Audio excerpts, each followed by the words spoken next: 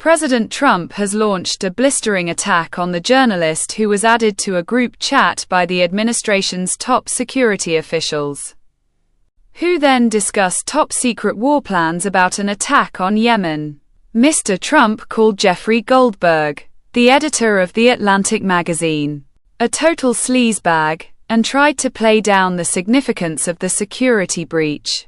The White House had earlier confirmed that Mr. Goldberg was inadvertently added to the insecure Signal chat in which leading U.S. national security officials and the vice president debated and planned the military assault on Houthi rebels. Mr. Goldberg read Signal messages between Vice President J.D. Vance and Defense Secretary Pete Hegseth, among other senior officials.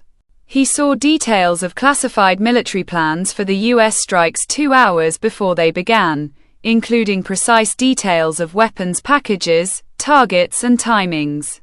Goldberg said he was added to the message chain, apparently by accident, after receiving a connection request from the White House National Security Advisor Michael Waltz.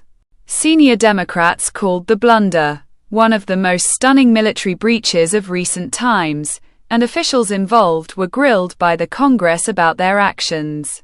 The attacks on the Houthis have been highly successful and effective, White House Press Secretary Karoline Leavitt said in a statement.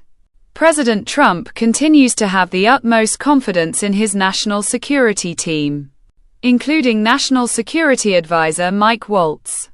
On the 15th of March, the U.S. launched what it described as a decisive and powerful series of airstrikes against the Houthis in Yemen. 4 days earlier, on the 11th of March, Atlantic editor-in-chief Goldberg says he received the connection request on the encrypted messaging app Signal from an account that purported to be Mr. Waltz's. Signal is used by journalists and Washington officials because of the secure nature of its communications, the ability to create aliases, and to send disappearing messages. 2 days later, Goldberg said he was added to a Signal chat entitled Houthi PC Small Group.